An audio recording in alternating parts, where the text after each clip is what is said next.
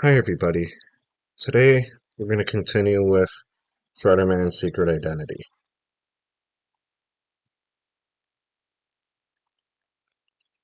Chapter 9, Spreading the Word. I got up early and checked the site again. Still there, and the site counter was at 2. What good was the website if nobody knew about it?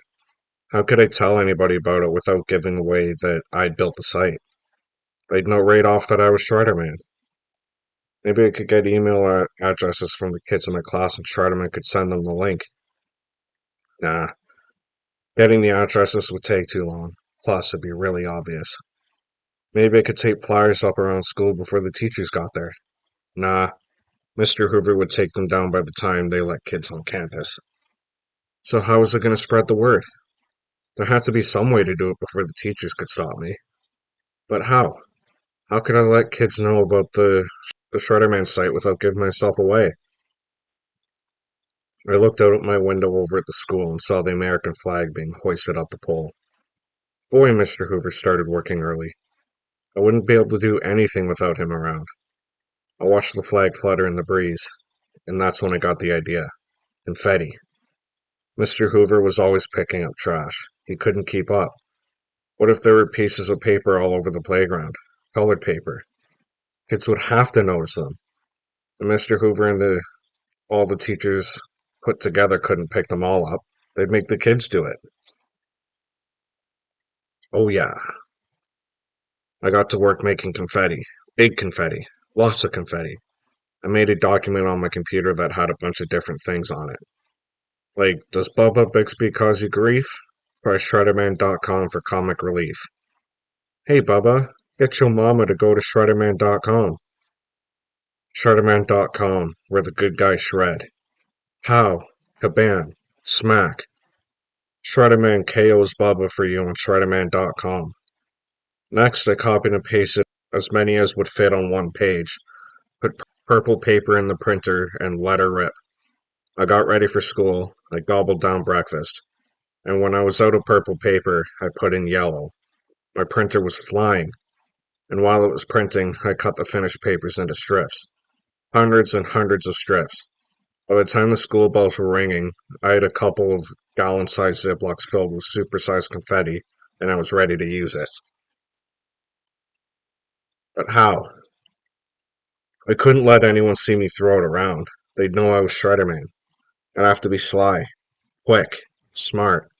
I double-checked my shoelaces. This was no time to trip up. Are you all right, honey? My mom asked as I was heading out the door. Yeah, great, I told her.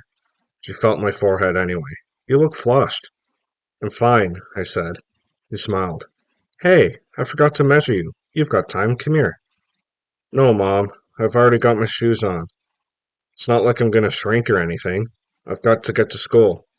Okay, tomorrow then. She grabbed my head and kissed it and called, Nice job on your hair, as I beat out the door. Brother, superheroes don't get kissed on the top of their head. I did my power walk and got to school fast. And the same two kids who said, Slow down, nerd, before they were hanging out on the steps, and they said it again. I was two power steps past them when all of a sudden I stopped, turned around, and went back. Their eyes opened a little in surprise. Hi, I said. My name's Nolan. What's yours? Uh, Eddie. Uh, Matt. Hi, Eddie. Hi, Matt. Please don't call me nerd anymore, okay? My name's Nolan. Eddie laughed. Dude, you do that funky walk. It looks so geeky. But it's fast, I said. Don't you ever have to get somewhere fast when you're not supposed to run? They both shrugged. Then Matt said, But no way I'd walk like that. Well, it may look funny, but it works great.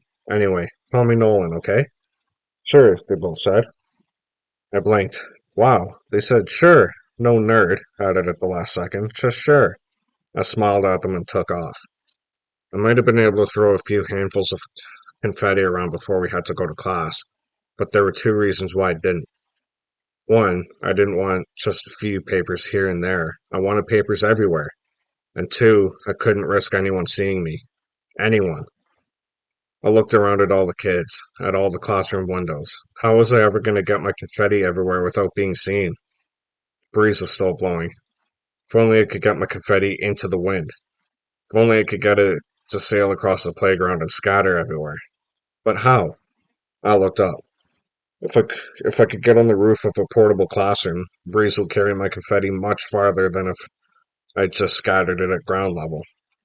I checked the direction that the breeze was blowing. If I wanted the confetti to blow across the playground, I'd have to climb onto room 17 or 18, or the computer lab. But how was it going to get on the roof? Portables all had ramp rails and downspouts, but I'd never make it. It was too straight up. I ran behind the portables.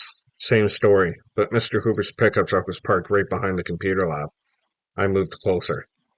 I could climb on Mr. Hoover's truck, and then there was a power panel box on the computer lab wall, plus a pipe coming out of the power panel and going up.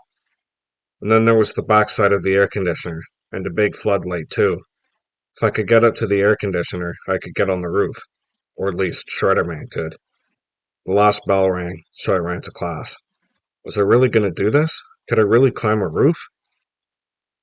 I had trouble climbing little trees and monkey bars. A roof? I couldn't pay attention in class.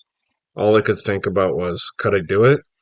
Would Mr. Hoover move his truck before I could try? What if I fell and no one found me? What if I got caught? Then, in the middle of watching a scorpion battle a rat on a nature video, I put out the signal for having to use the bathroom. Mr. Green saw me and gave me the nod.